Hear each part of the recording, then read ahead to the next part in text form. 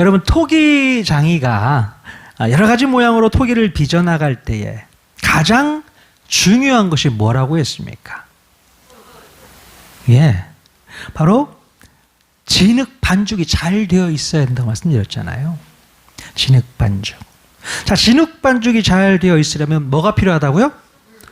예, 수분이 필요하다고 말씀드렸어요. 충분한 수분이 공급되어 있어야 된다고요. 자, 진흙에 충분한 수분이 없으면 흙이 딱딱하게 굳어져서 아무것도 할 수 없습니다. 빚어낼 수가 없어요. 자, 마찬가지로 우리가 영적인 수분을 충분히 머금고 있을 때에 하나님께서는 우리를 마음껏 빚어갈 수 있으시다는 겁니다. 특별히 영적인 수분을 공급해 주는 재료가 3가지 정도 있다고 제가 말씀드렸는데 기억하십니까? 뭐였죠? 첫 번째, 하나님의 말씀. 두 번째는 눈물의 기도. 세 번째는 감사의 찬양. 예, 맞습니다. 자, 이 3가지가 늘 우리 마음 가운데 공급되어 있어야만 하나님께서는 우리를 하나님의 주권대로 마음껏 빚어갈 수 있으시다는 겁니다. 여러분, 하나님께서 하나님의 주권을 가지고 하나님의 뜻대로 다윗이라는 그릇을 마음껏 빚어갈 수 있었던 이유가 무엇이었을까요?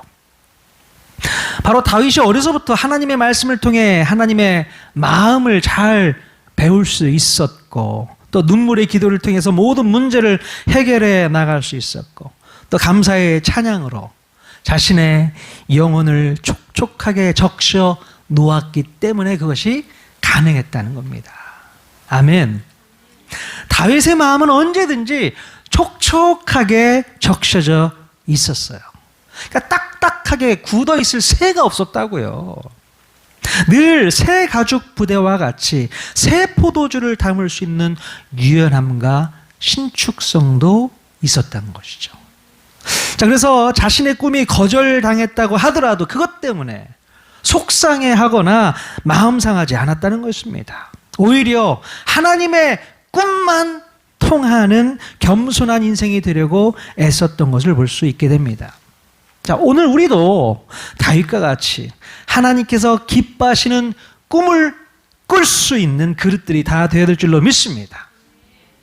자, 여러분, 그렇다면 하나님께서 기뻐하시는 꿈은 어떻게 꿀 수 있는 것일까요? 하나님께서 기뻐하시는 꿈. 자, 오늘 읽었던 빌립보서에서 사도 바울이 이런 말을 써놨어요. 아까 읽진 않았는데요. 빌립보서 2장 13절 말씀 같이 한번 읽어보도록 하겠습니다. 시작. 너희 안에서 행하시는 이는 하나님이시니 자기의 기쁘신 뜻을 위하여 너희에게 소원을 두고 행하게 하시나니. 아멘. 저희 딸아이 이름이 소원이잖아요.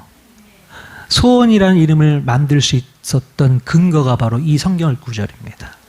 그래서 제가 이 성경 구절을 무척 사랑합니다. 네, 너희 안에서 행하시는 이는 하나님이시니 자기의 기쁘신 뜻을 위하여 너희에게 소원을 두고 행하게 하신다. 자, 이 말씀이 무슨 말씀이실까요?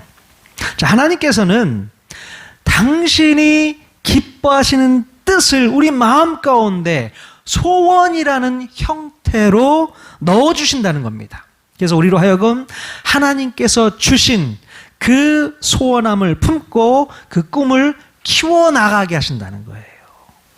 이해가 되십니까?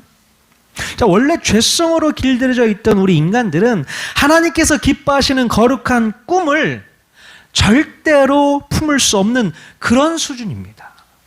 하나님의 꿈을 어떻게 내가 공유해서 품을 수 있어요? 못합니다. 기껏 꿈을 꾼다는 것이 자기의 욕심과 또 욕망과 죄성을 만족시키는 꿈밖에는 우리가 꿀 수가 없어요. 자, 그런데 우리 마음 가운데 성령님께서 들어오시게 되면서부터 달라지기 시작합니다. 어떻게 달라집니까?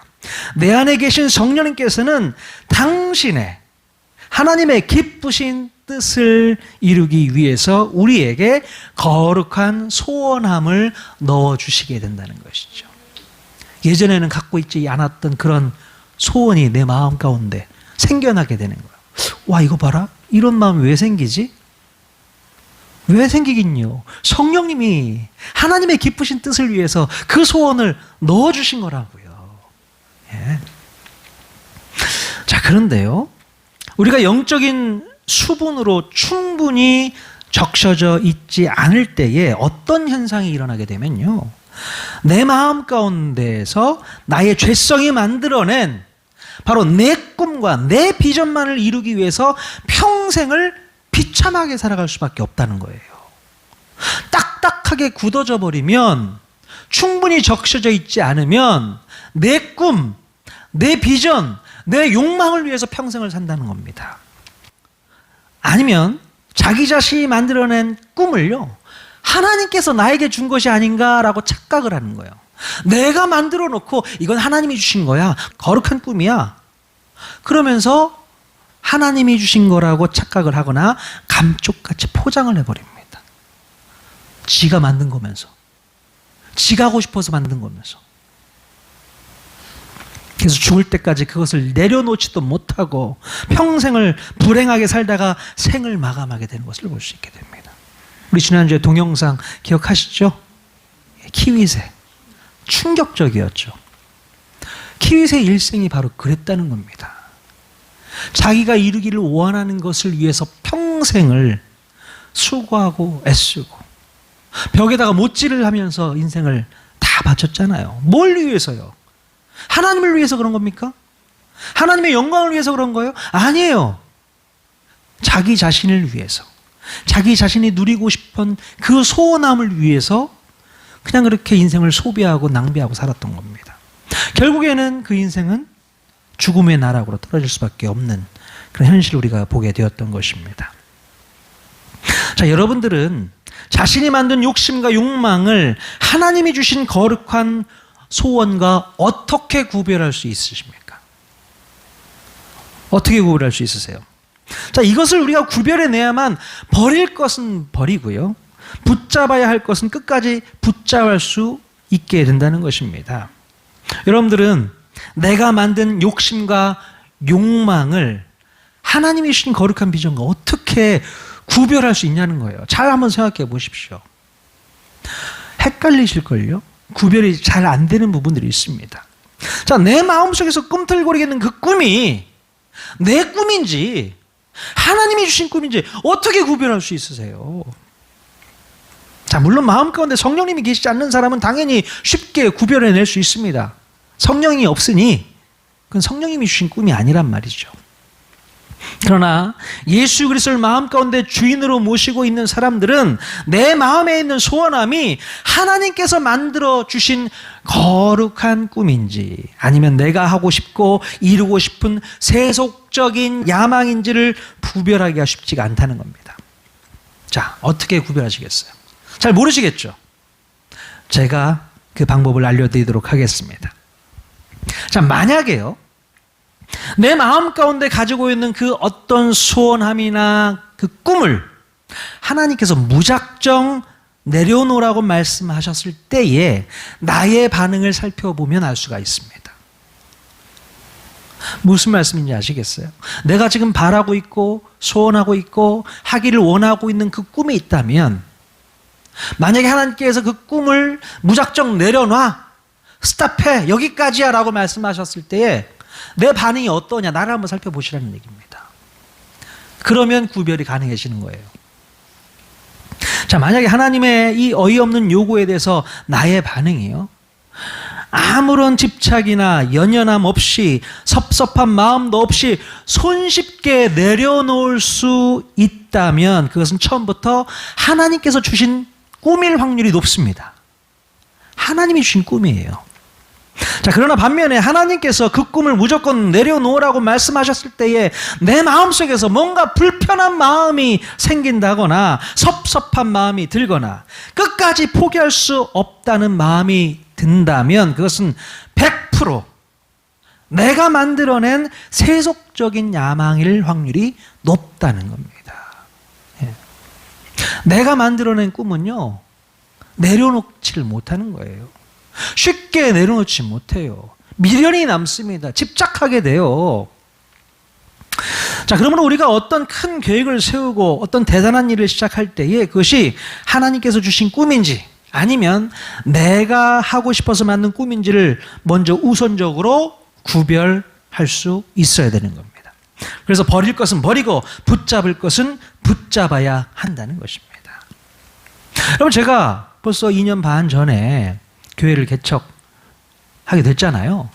자, 그 개척을 하기 전에 이것이 정말 하나님께서 나에게 주신 새로운 사명인지 아니면 내가 해야 될 것만 같아서 한 나의 야망인지 구별할 필요가 있었다는 것이죠. 그렇잖아요. 내가 하고 싶어서 하는 그런 꿈이 될 수도 있는 거 아니겠습니까? 내 세속적 야망을 위해서 교회를 개척해야겠다 이런 생각을 할 수 있는 거 아니겠어요? 그래서 하나님께 물었겠죠. 하나님, 지금 당장 하나님께서 저 이거 그만하라고 멈춰라 라고 말씀하시면 저 개척하지 않겠습니다. 그래서 하나님께서 멈춰라 라고 말씀하셨다면 저는 어떻게 반응을 했을까요? 무슨 말씀이세요, 하나님? 저 지금 이 나이에 개척해야 됩니다. 개척할 거예요. 개척하고 싶어요. 개척할 수 있게 해주세요. 이렇게 반응을 했을까요? 아니면 할렐루야, 감사합니다. 그렇죠? 이 개척하는 건 아닌 거죠? 하나님께서 멈추라 하셨으면 전 당장 멈췄을 겁니다. 근데 멈추란 말씀을 안 하시더라고요. 하나님께서 주신 꿈이라 확신하고 여기까지 달려오게 되었습니다. 아멘. 그렇게 구별을 하는 겁니다. 구분을 해내야 되는 거예요. 만약에 나중에 수십 년이 지나고 제가 이제 나이가 들어서 은퇴할 나이가 될 때에도 이런 질문을 또 해봐야겠죠. 하나님 여기까지입니까? 아니면 더 갈 수 있습니까? 자, 여기까지야. 멈춰. 스탑해. 말씀하시면 저는 아무런 미련 없이 내려놓을 수 있어야 되는 거예요. 하나님 잠시만요. 제가 지금까지 이 통하는 교회를 부흥하고 성장시켰던 것이 너무나도 아까운데 몇 년만 좀 더 하면 안 될까요? 몇 년 더 사역하면 안 될까요? 그런 욕심이 생기거나 집착이 생기거나 뭔가 그런 안타까움이 생기면 그는 내 꿈인 것이죠. 내 마음, 내 야망인 것이죠. 그러나 그 시작이 하나님의 꿈이었다면 가차없이 내려놔야 되는 겁니다. 아무런 집착이 없습니다. 욕심이 없습니다. 내려놓는 것이죠. 우리 한태희 선교사님 어디 계세요? 한태희 선교사님, 만약에 하나님께서 우리 선교사님에게 한태희 선교사, 네가 지금 하고 있는 이 사역 당장 내려놔, 그렇게 말씀하시면 선교사님 어떻게 하시겠습니까? 할렐루야 할 거예요? 그런 마음으로 무슨 사역을 한다고?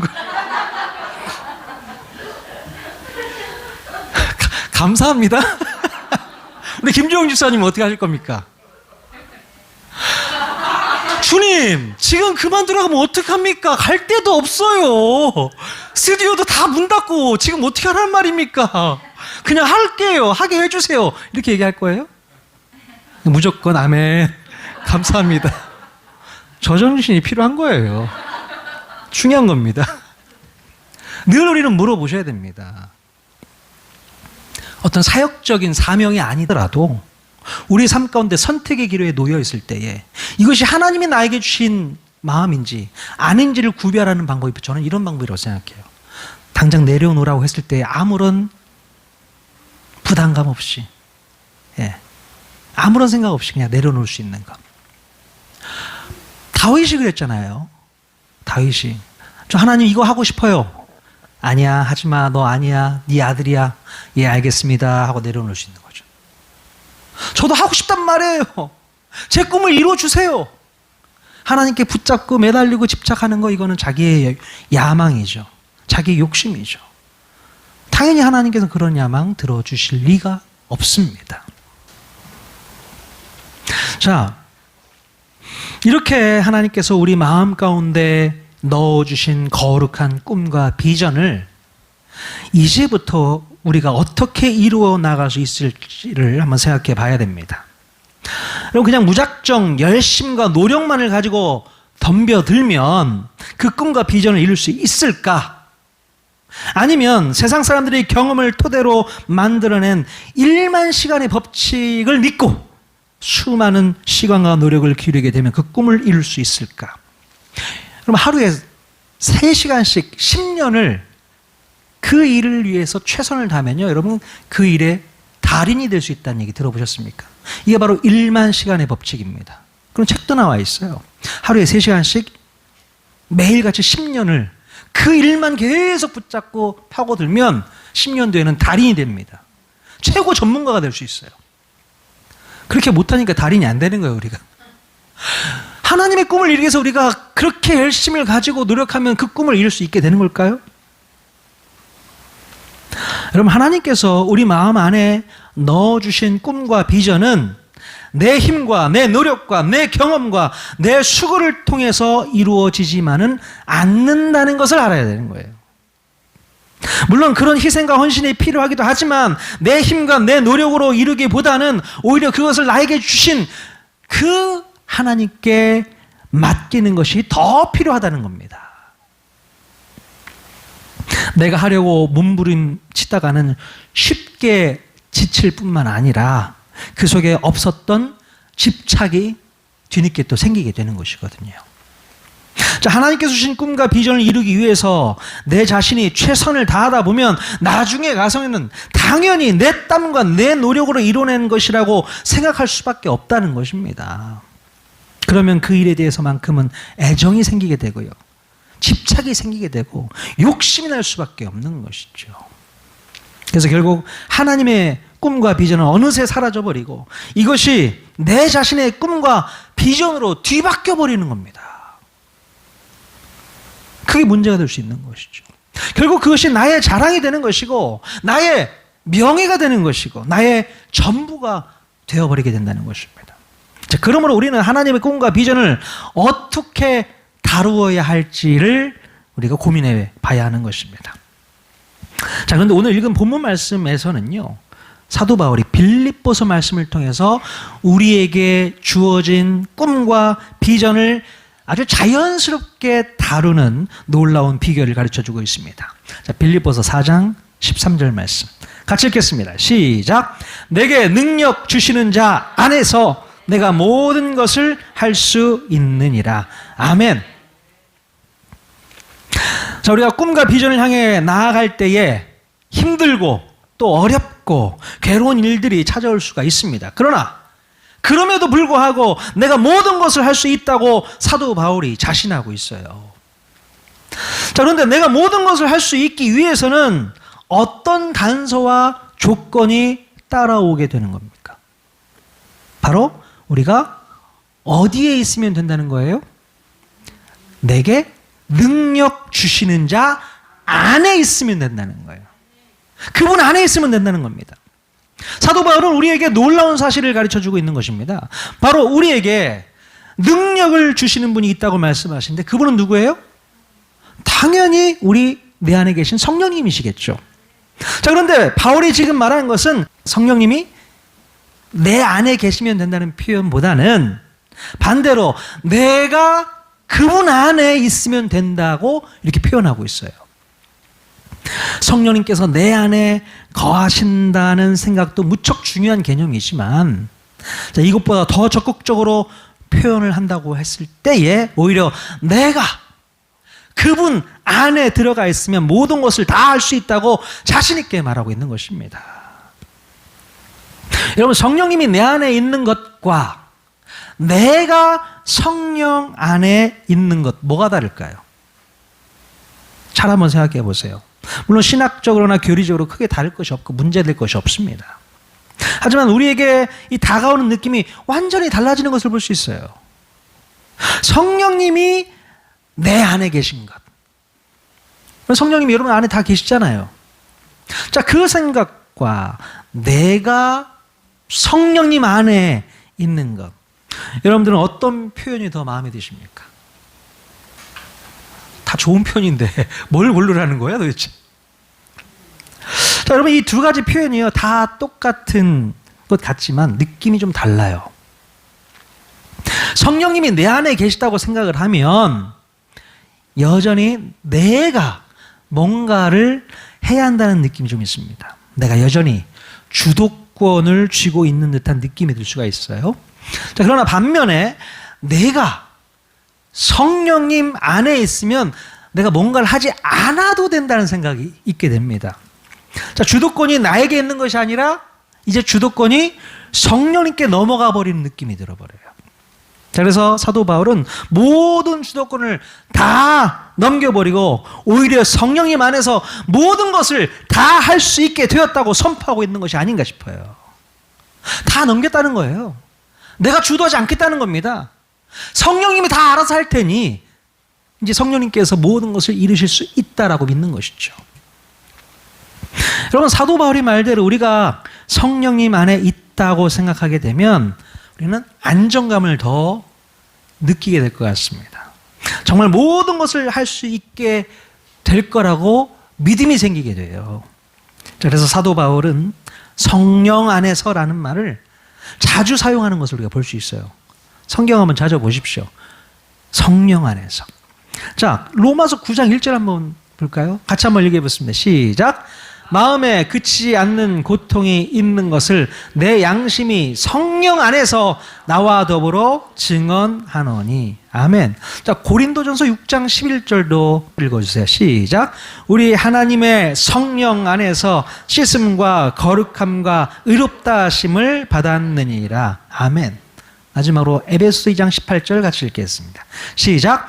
이는 그로 말미암아 우리 둘이 한 성령 안에서 아버지께 나아감을 얻게 하려 하심이라. 아멘. 자, 이렇게 사도 바울은 여러 글에서 성령 안에서라는 표현을 즐겨 사용하고 있었던 것을 발견할 수 있게 됩니다. 왜 사도 바울은 성령 안에서라는 말을 즐겨 사용하게 되었던 것일까? 사도 바울이 어떤 의도를 가지고 성령 안에서라는 표현을 자주 사용했는지는 잘 모르겠어요. 그러나 제가 고민 묵상을 하다가 이런 느낌이 아닐까라는 생각을 해봤는데요. 한 그림이 떠올랐습니다. 한번 보여주십시오. 자, 무슨 동물이에요, 저게 지금? 캥거루죠. 근데 캥거루 뱃속에 뭐가 있어요? 새끼 캥거루가 있네요. 예. 지금 새끼 캥거루가 엄마 배 주머니 안에 있잖아요. 저 새끼 캥거루의 마음을 여러분 아시겠습니까? 두려울 게 없는 것 같아요. 너무 안정적이죠. 엄마가 다 모든 것을 해줄 수 있는 거잖아요. 걱정이 없습니다. 염려가 없습니다. 오히려 자신감이 넘치는 거 아닐까요? 다 덤벼. 우리 엄마가 이길 거야. 이런 느낌이에요, 지금. 그런 느낌을 가지고 성령 안에서 이렇게 표현한 것이 아닐까? 그런 생각을 제가 한번 해보게 되었어요. 여러분, 성령 안에 머물러 있는 사람은요, 늘 자신감이 넘쳐나는 것을 볼 수 있게 됩니다. 내가 일하는 것이 아니라 나를 감싸고 계신 성령님께서 일하시는 것이기 때문에 그렇습니다. 성령님이 일하시는 거잖아요. 그러므로 내가 앞장설 일이 아니라 성령님께서 앞장서실 일이고, 나는 그냥 그분 안에서 잠잠히 머물러 있으면 되는 것입니다. 힘쓸 일이 없어요. 그러니 두려울 것이 뭐가 있겠습니까? 힘들 게 뭐가 있겠습니까? 지칠 게 뭐가 있겠고 창피할 게 뭐가 있겠어요? 그러므로 나는 아무것도 하지 않았으면서 내가 성령 안에서 모든 일을 할 수 있었다고 자신 있게 말할 수 있었던 것이 아닐까 싶어요. 사도 바울이 아무것도 한 게 없습니다. 그러면서 나는 모든 것을 할 수 있게 됐다. 이렇게 말할 수 있는 거예요, 자신 있게. 그게 가능하다는 겁니다. 자, 그런데 여러분, 아직도 여전히 자기에게 맡겨진 꿈과 비전을 내 손으로 뭔가를 해봐야 한다고 하는 사람들은요, 이 근심, 걱정, 염려, 두려움이 끊이지를 않는다는 겁니다. 끊이지를 않아요. 늘 긴장과 스트레스로 인해서 우리의 진을 다 빼버리게 된다는 거예요. 진이 다 빠집니다. 또 모든 일에 내가 책임을 져야 하고 나중에 평가를 받아야 하기 때문에 엄청난 부담감이 작용하게 되고 결국 나중에 가서는 집착하게 되고 욕심을 부릴 수밖에 없다는 것입니다. 여러분, 제가 교회를 개척하고 만약에 이런 마음으로 이 교회를 지금까지 끌어왔으면 저는 어떻게 됐을까요? 살이 쫙 빠졌을 거예요. 근심, 걱정, 염려, 내 손으로, 내 힘으로, 내 땀으로, 내 발로 뭔가를 하려고 애쓰고 노력하고 살았다면 살이 찔 기회가 주어지지 않았을 겁니다. 그렇다고 해서 살찐 게 나태함을 얘기하는 건 아닙니다. 하나님께 온전히 맡겨드리고 그분에 의해서 모든 것이 완벽하게 진행되어지는 것을 눈으로 보고 있었다는 것입니다. 그러니 내 마음 가운데 오히려 기쁨이 있고 감사가 있고 즐거움이 있는 거 아니겠습니까? 어디 거기에 두려움이 있고 걱정이 있겠습니까? 무슨 염려가 있겠습니까? 아무리 코로나가 와도 걱정하지 않습니다. 하나님의 또 다른 메시지가 있겠지라고 생각하는 것이죠. 그런 생각으로 교회를 지금까지 이끌어왔어요. 앞으로도 그럴 작정입니다. 너무 걱정 안 하는 목사가 돼서 너무 좀 그런가요? 여러분, 제가 걱정하는 게 좋겠습니까? 걱정하지 않는 게 좋겠습니까? 목사가 걱정하고 있으면 덕이 안 돼요. 은혜가 안 됩니다. 우리 목사님은 맨날 걱정하고 있어. 걱정 안 할게요, 저는. 여러분들이 알아서 잘 하세요. 걱정하지 않게 좀 해주세요. 자, 그러면 여러분, 하나님께서 나에게 맡겨주시는 꿈과 비전을요, 내가 내 힘으로, 내 방법으로, 내 손으로 만들어 나가는 어리석음을 다 내려놓아야 될 줄로 믿습니다. 하나님께서 우리에게 주신 꿈과 비전은 전적으로 내가 만들어 나가는 것이 아니라는 거예요. 주님이 우리에게 꿈과 비전을 보여주셨다면 우리는 그것이 이루어질 것을 온전히 믿고 우리가 성령 안에서 주님께 맡기고 든든히 서 있기만 하면 되는 것입니다. 그거면 되는 거예요. 내가 할 수 있는 게 아무것도 없어요. 자, 이 분위기, 이 느낌을 가지고 제가 동영상을 준비해 봤습니다. 이 동영상에 나오는 이 대화를 한번 잘 살펴보십시오. 제 나이 15살 때부터 전쟁터를 누볐습니다. 진격의 나팔 소리가 들릴 때마다 누구보다 제일 먼저 달려나갔습니다. 하지만 언제나 죽는 게 두려웠습니다. 그런데 아십니까?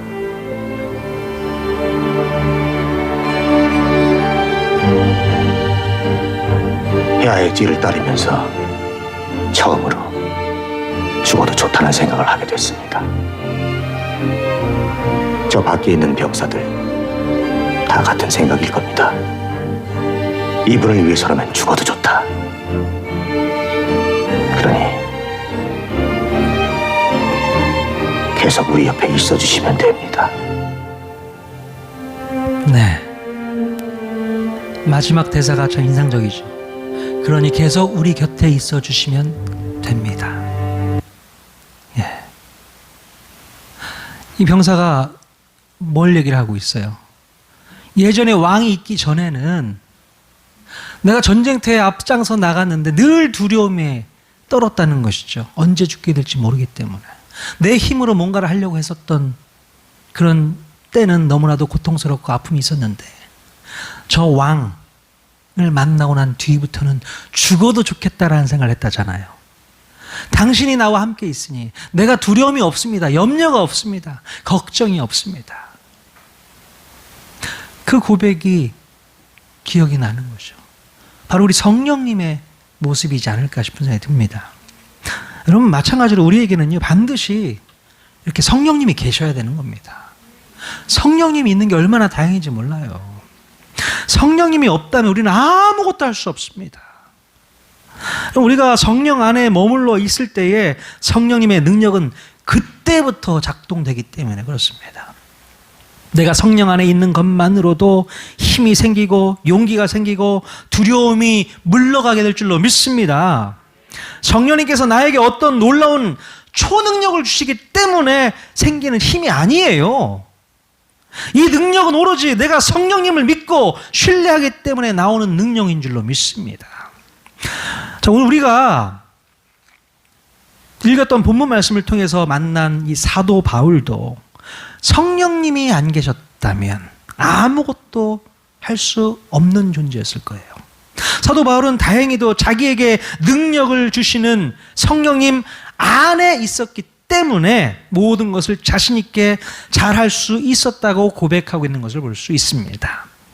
자기가 가지고 있었던 실력과 경력과 학식 때문에 잘할 수 있었던 것이 아니라는 거예요. 자기 스스로는 아무것도 할 수 없었지만 성령님 안에 거했더니 모든 게 다 가능해졌다라는 겁니다. 이런 놀라운 일이 어디 있을까요? 저와 여러분도 반드시 성령 안에 거하게 되면 바울과 같이 이런 간증을 하게 될 줄로 믿습니다. 성령 안에 깊숙이 거하십시오. 그러면 내가 모든 것을 다 할 수 있을 거야. 그런 믿음의 간증이 나올 수 있다는 겁니다. 그런데 세상 사람들 중에서도요, 나 모든 거 다 할 수 있어 이렇게 말했던 사람이 있어요. 누가요? 옛날 나폴레옹이 그랬습니다. 내 사전에는 불가능이 없어. 나 다 잘할 수 있어. 똑같은 고백입니다. 다 할 수 있어. 근데 뭐가 달라요? 사도 바울의 이 고백과 나폴레옹의 고백, 다른 게 뭡니까? 예. 나폴레옹은요, 자기가 다 할 수 없고 다 모른다는 것을 몰라요. 근데 이 사도 바울은요, 내가 다 할 수 없고 다 모른다는 것을 알아요. 그렇기 때문에 누굴 의지해요? 성령님을 의지하고 성령님 안에 있어요. 그렇기 때문에 할 수 있다고 얘기하는 겁니다. 나폴레옹은 참 무식한 사람이에요. 성령도 없으면서 지가 다 한대. 바울은 그렇지 않거든요. 성령님이 계시기 때문에 다 할 수 있다라고 얘기하는 거거든요. 차원이 다릅니다. 자, 여러분, 그런데요, 사도 바울이 특별히 자기가 정말로 잘할 수 있었다고 말했던 것이 있었습니다. 뭐였을까요? 내가 이것만큼은 잘할 수 있어. 자, 바로 어떤 상황 속에서도 자족하는 것을 잘할 수 있었다고 본문에서 고백하고 있습니다. 뭐라고요? 자족. 그럼 자족이 뭡니까? 빙고. 자족이라는 것은 어떠한 상황과 형편 속에서도 내가 충분히 만족함을 느낄 수 있는 것을 말합니다. 그게 자족이죠. 사도 바울은 비천함에 처할 때도 있었고 반대로 풍부에 처할 때도 있었다고 했습니다. 자, 그런데 바울은 그 어떤 상황에서도 불평이나 원망이 나오지 않고 반대로 자랑이나 교만함이 나오지 않았다는 거예요. 이것이 바로 능력이고 이것이 실력인 것입니다. 그런 비결을 다 갖고 있었다는 겁니다. 자, 우리는 보통 가난할 때 어떻게 반응을 합니까? 자연스럽게 누구를 원망하게 되죠. 뭐 부모를 원망하기도 하고 나라님들을 원망하기도 하고 뭐 이렇게 원망을 하는지 모르겠어요. 또 잘 먹고 잘 살 때는 어떤 마음이 듭니까? 은근히 자기 자랑하고 싶고요. 또 갑질이라는 것도 한번 해보고 싶은 마음도 있죠. 안 그렇습니까? 잘 먹고 잘 살면 내가 이 정도인데 나도 한번 그런 거 한번 해봐야 되지 않겠어? 이런 생각할 수 있단 말이죠. 우리는 그 수준이에요. 자, 여러분, 우연치 않게 구약 성경을 보면요, 자족하는 능력을 가지고 있었던 사람이 있었어요. 누굴까요? 우리가 지난주에도 살펴봤잖아요. 바로 다윗 왕이에요. 늘 자족하는 삶을 살 수 있었던 사람이었습니다. 자, 시편 23편 1절과 2절 말씀 얼마나 자족하고 있는지 한번 읽어보도록 하겠습니다. 시작. 여호와는 나의 목자시니 내게 부족함이 없으리로다. 그가 나를 푸른 풀밭에 누이시며 쉴 만한 물가로 인도하시는도다. 아멘. 여호와는 나의 목자시니 내가 부족함이 없대요. 내가 왕이니 나는 부족함이 없어 이렇게 얘기하는 겁니까? 아니요. 여호와가 나의 목자고 나는 양인데 그렇기 때문에 나는 부족함이 없다고 고백하는 겁니다. 만족하겠다는 거예요. 그러니까 하나님께서 나의 목자라고 여기기 때문에 부족함을 도무지 나는 생각할 수 없어. 이런 고백인 겁니다. 부족이 뭐야? 이런 거예요. 물론 자기 자신이 사망의 음침한 골짜기를 다닐 수 있다는 전제하에 이런 말을 했던 겁니다. 시편 말씀을 계속 읽어보면 그렇거든요. 자, 지난주에 살펴보았던 시편 131편에서도요. 다윗은 엄마 젖을 막된 어린 아이와 같이 늘 배불러 있음을 고백하고 있습니다. 여러분, 다윗의 생애를 잘 알고 계시겠지만 다윗이 왕이 되기 전까지는 어땠어요? 늘 배고픔과 궁핍과 피곤과 약함 때문에 너무나도 큰 고통을 받으면서 하루하루를 살았던 것을 우리가 볼 수 있지 않았습니까? 자, 그러나 그때에도 다윗은 하나님을 원망하거나 불평하지 않았어요. 그 크신 하나님과 늘 동행했기 때문에 다윗은 언제나 자족하는 마음을 가질 수 있었다는 것입니다. 그럼 만약에 다윗이 인간적인 욕심을 부렸다면 다윗은 엄청난 일을 저질렀을 것입니다. 자, 그때 당시 이스라엘 가운데 칼을 들고 전쟁에 나갈 수 있는 사람이 몇 명인 줄 아십니까? 130만 명이나 되었어요. 그 숫자는 어마어마한 숫자입니다. 그 당시에. 만약에 다윗이 욕심이 나가지고요, 이 130만 명 되는 남자들을 다 데리고 국경 밖을 넘어가서 제국 정치를 만약에 하게 되었다면 어떻게 됐을까요? 무슨 아수르 제국, 바벨론 제국, 페르시아 제국, 이건 아무것도 아닌 거예요. 이런 제국들보다 더 큰 제국을 만들 수 있었단 말이에요. 다윗은요, 국경 밖을 넘어가지를 않았습니다. 그 힘을 가지고 넘어가지 않았다고요. 왜요? 하나님의 뜻이 아니었거든요. 하나님의 뜻이 아니었기 때문에 그 이상의 꿈을 꾸지도 않았다는 겁니다. 경계를 넘어가지 않았다고요. 그게 다윗이 갖고 있는 강점이었어요. 자족할 줄 알았단 말입니다. 더 큰 욕심 부리지 않았다는 것이죠. 오직 그의 마음 가운데 있었던 욕심이라고 한다면 제사장 나라의 충성도를 높이는 것, 그게 가장 큰 욕심이었어요. 어떻게 하면 이 제사장 나라를 하나님께서 기뻐하신 나라로 만들 수 있을까? 그 충성도를 높이는 것, 이거밖에 없었단 말이죠. 자, 여러분, 이렇게 하나님께서 맡겨주신 큰 꿈과 비전을 어렵지 않게 다룰 수 있었던 사람들이 바로 다윗 왕이었고 또 사도 바울이었습니다. 자, 의외로 이들은 인간적인 욕심이 거의 없었던 것을 우리가 확인할 수 있게 되잖아요. 그들은 언제나 주님과 동행하면서 또는 성령 안에서 충분히 자족하고 만족할 수 있는 마음이 있었기 때문에 그 어려운 일들을 감당해낼 수 있었던 것이 아니었나 이렇게 생각해 볼 수가 있게 됩니다. 자, 우리 통하는 교회 우리 성도 여러분들, 오늘 우리도 하나님께서 맡겨주신 그 꿈과 비전을 이루기 위해서 성령 안에서 자족함을 누리면서 모든 것을 할 수 있음을 자신 있게 믿는 저와 여러분 모두가 다 될 수 있기를 바랍니다. 하나님께서 당신의 꿈과 비전을 우리에게 맡겨주셨지만 내 힘과 내 능력으로 하라고 말씀하지 않으셨어요. 오직 우리가 성령 안에 거할 때에 우리에게 능력이 발생한다고 말씀하고 있는 것이죠. 바로 성령 안에 거하십시오. 그러면 능력이 그때부터 발생하게 되는 것입니다. 내 힘이 아니라고요. 어디서 무슨 초능력이 나타나는 게 아닙니다. 성령님이 일하신다는 겁니다. 참 신기해요. 그럴 거면 왜 우리한테 비전을 주셨나? 그럴 거면 왜 꿈을 우리에게 주셨나? 어차피 주님이 다 일하실 거면서. 그렇게 생각해 본 적 없어요?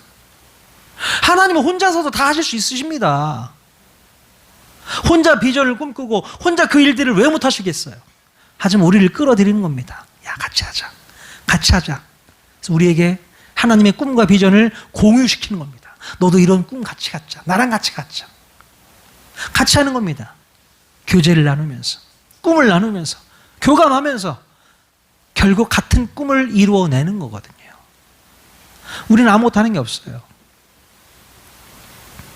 하나님이 다 하시는 겁니다. 하지만 우리 안에 프라이드가 있습니다. 이거 내가 만들었어. 내가 다 할 수 있었어. 이렇게 말할 수 있는 거 아니겠습니까?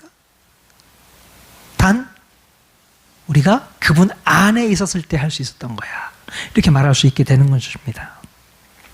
자, 오늘 우리가 불렀던 찬양곡에 이런 가사가 있어요. 후렴구인데요. 같이 한번 불러볼게요. 하나님의 꿈이 나의 비전이 되고 예수님의 성품이 나의 인격이 되고, 이 부분, 성령님의 권능이 나의 능력이 되길 원하고 바라고 기도합니다. 다시 한번 부를게요. 하나님의 꿈이 나의 비전이 되고 예수님의 성품이 나의 인격이 되고 성령님의 권능이 나의 능력이 되길 원하고 바라고 기도합니다. 아멘. 성령님의 권능이 나의 능력이 되기를 주님의 이름으로 간절히 축원드립니다. 그분 안에서 거하는 저와 여러분 모두가 다 될 수 있기를 주님의 이름으로 간절히 축원드립니다.